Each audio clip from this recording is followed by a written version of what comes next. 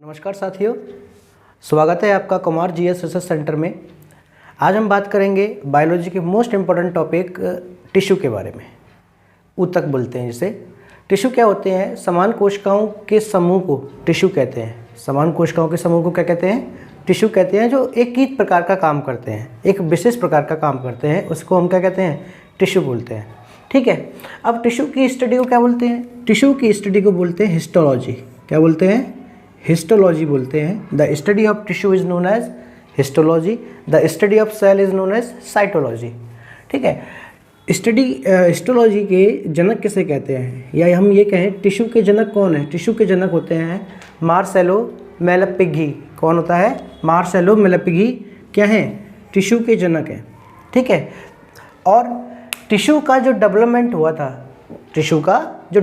हुआ था, वो सेलिटेटा संघ के एक जीव है हाइड्रा जेलीफिश।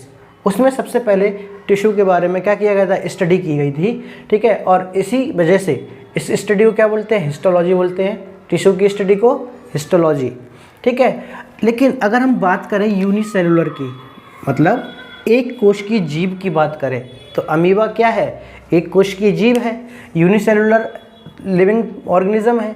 तो अमीबा के अंदर एक ही सेल के अंदर सारी की सारी क्रियाएं होती हैं। वो पाचन भी एक ही सेल से करेगा, और क्या कहते हैं आपका श्वसन भी एक ही सेल से करेगा, उत्सर्जन भी एक ही सेल से करेगा।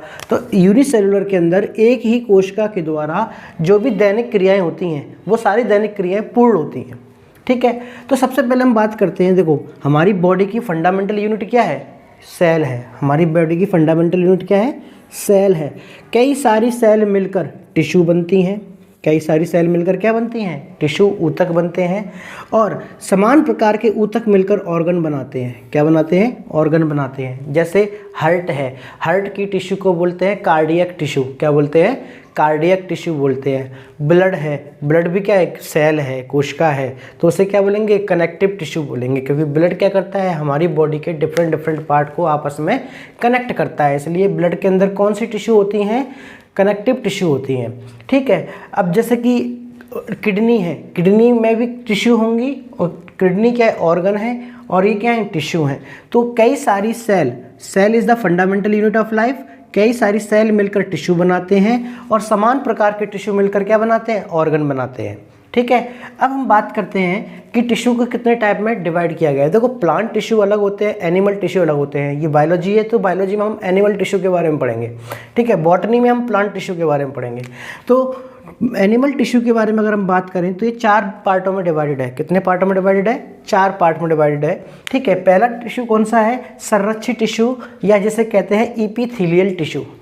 संरक्षित टिश्यू या इपीथीलियल टिश्यू। संरक्षित या इपीथीलियल टिश्यू भी टिश्यू होते हैं, जैसे कि आपकी स्किन है। स्किन किस टिश्यू की बनी है? संरक्षित टिश्यू की बनी हुई है। ठीक है। और डिफरेंट पार्ट है, इंटरनल ऑर्गन है, माउथ है, ठीक है, सेलिब्री ग्लैंड है। ये इन टिश्यू में कौन सी टिश्यू आती है? इपीथीलियल टिश्यू आती है, या संरक्षित टिश्यू आती है। अगर हम पेशीय टिश्यू की बात करें, मस्कुलर टिश्यू।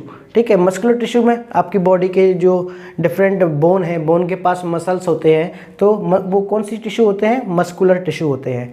तंत्रिका टिश्यू, तंत्रिका ऊतक क्या होते हैं? ऐसे ऊतक जो न्यूरॉन से बने होते हैं। किससे बने होते हैं? न्यूरॉन से बने होते हैं, क्योंकि neuron is the unit of nervous system. तंत्र की यूनिट क्या है? न्यूरॉन है। तो तंत्रिका ऊतक किससे मिलकर बने होंगे? न्यूरॉन से मिलकर बने होंगे, जिनका काम होता है सूचनाओं को आदान प्रदान करने का। संयोजी ऊतक, कनेक्टिव टिश्यू। संयोजी ऊतक को क्या बोलते हैं? Connective tissue. कनेक्टिव टिश्यू ऐसे टिश्यू होते हैं जो अलग अलग अंगों को जोड़ने के काम आते हों। अलग अलग अंगों को किसके काम आते हों? जोड़ने के काम आते हों। उनको हम क्या कहते हैं? कनेक्टिव टिश्यू बोलते हैं। जैसे ब्लड है, ब्लड क्या करता है? बॉडी के अलग अलग पार्ट को जोड़ता है। ठीक है। वहाँ पे ऑक्सीजन को पहुँचाएगा, कार्बन डाइऑक्साइड को लेगा। ठीक है। तो ये क्या है? जोड़ने का काम करेगा। वहाँ पे कौन से टिश्यू आएंगे? कनेक्टिव टिश्यू आएंगे, जहाँ इंफॉर्मेशन को लेकर जाने या ले जाने आने का प्रोसेस होगा, उससे कौन सा टिश्यू होगा? तंत्रिका ऊतक होंगे, नर्वस टिश्यू होंगे। पेशीय ऊतक, यहाँ हड्डियाँ जुड़ती हैं। पेशीय ऊतक हमें चलने में हेल्प करते हैं, हमारे मूवमेंट में हेल्प करते हैं। उनको हम क्या बोलते हैं? मस्कुलर टिश्यू बोलते हैं। संरक्षित ऊतक क्या होते हैं? ऐसे ऊतक जो हमारे शरीर की रक्षा करते हैं। स्किन है, स्किन किस टिश्यू से मिलकर बनी है? एपिथेलियल टिश्यू से बनती है। और स्किन की इनर लेयर को क्या बोलते हैं, एपिडर्मिस। क्या बोलते हैं, एपिडर्मिस। आई होप यहाँ तक आपको समझ में आया होगा। अब हम एक एक करके एनिमल टिश्यू के बारे में पढ़ेंगे। तो सबसे पहले एनिमल टिश्यू है एपिथेलियल टिश्यू। कौन सी टिश्यू है, एपिथेलियल टिश्यू, जिसे हम संरक्षी टिश्यू भी बोलते हैं, संरक्षी ऊतक भी बोलते हैं। ठीक है, एपिथेलियल टिश्यू जो होती है वो वसा को स्टोर करके रखती है। किसको स्टोर करके रखती है, फैट को अपने अंदर स्टोर करके रखेगी। इसी वजह से जब बुढ़ापे में फैट कम हो जाता है तो हमारे चेहरे पर, हाथों पर, जहाँ जहाँ स्किन है, जहाँ जहाँ पर त्वचा होती है वहाँ पे झुर्रियाँ पड़ जाती हैं। किसकी वजह से, फैट की कमी की वजह से। ठीक है, तो एपिथेलियल टिश्यू जो होती हैं वो त्वचा के निर्माण करने में हेल्प करती हैं। किसके निर्माण करने में हेल्प करती हैं, तो स्किन को बनाने में हेल्प कौन सी टिश्यू करती हैं, एपिथेलियल टिश्यू या फिर संरक्षी टिश्यू हेल्प करती है। ठीक है, इनका आकार कैसा होता है, बेसिकली ये 3 आकार की होती है, फ्लैट, क्यूबोइडल, कॉर्बुलर।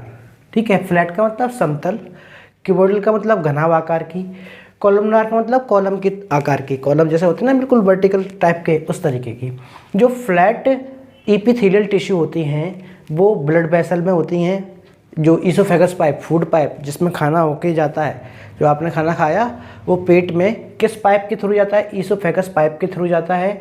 तो फ्लैट एपिथेलियल टिश्यू कहाँ होंगी, ईसोफेगस पाइप में होंगी, लंग्स के एल्वियोली में होंगी, और जो माउथ है, मुंह है, उसकी लाइनिंग होगी, मुंह और गाल की जो लाइनिंग होती है वो किसकी बनी होती है, एपिथेलियल टिश्यू की बनी होती है।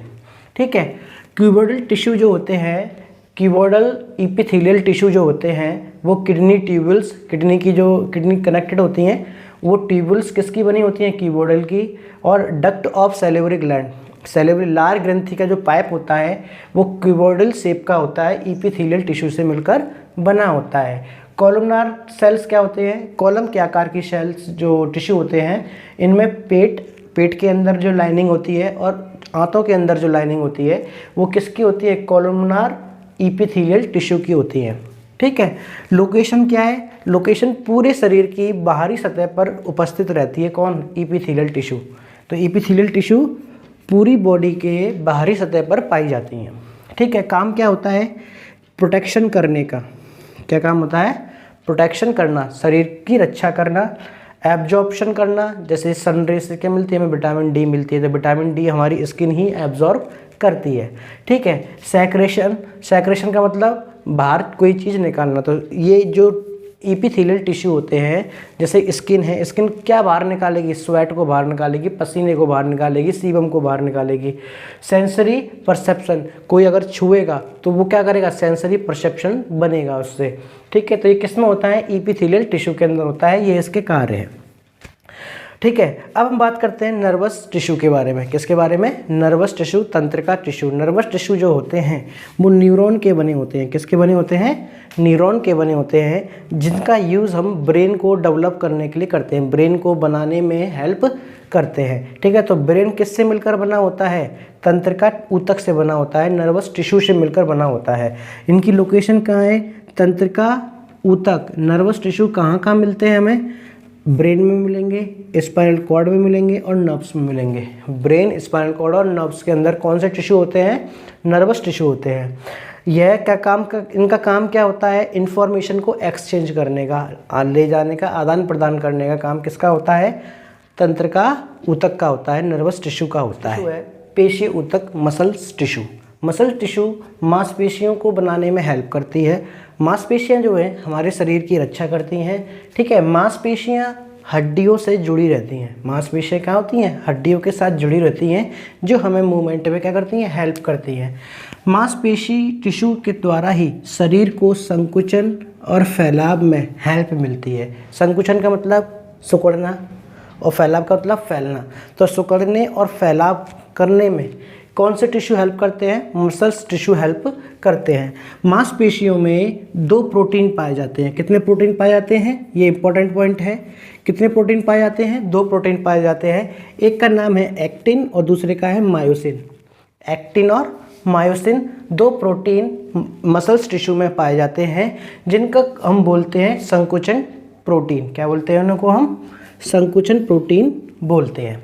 ठीक है। मांसपेशियों में ही लैक्टिक एसिड जब जमा हो जाता है, जिसके जमा हो जाता है तो हमें थकान सी महसूस होती है। तो हमारी बॉडी में या हमारी मसल्स के अंदर कौन से एसिड के जमा होने से हमें थकान महसूस होती है? लैक्टिक एसिड के जमा होने से हमें थकान महसूस होती है।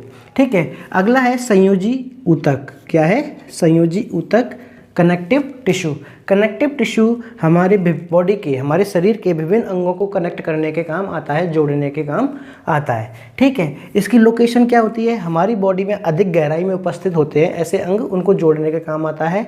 और स्किन, त्वचा और मांसपेशियों के बीच में भी ये कनेक्टिव टिश्यू अवेलेबल रहती है। ठीक है। कनेक्टिव टिश्यू में अस्थि आती है, रक्त आता है, लसिका आती है। अस्थि, रक्त और लसिका। अस्थि को तरल संवहनी यूतक बोलते हैं, लिक्विड कनेक्टिव टिश्यू बोलते हैं। ब्लड को भी क्या बोलते हैं? Liquid connective tissue. Blood is a liquid connective tissue. Okay. I hope आपको ये आज की क्लास पसंद आई होगी। ऐसे ही हमारे चैनल को आप सपोर्ट बनाए रखिए। आपका दिन शुभ हो। जय हिंद, जय भारत।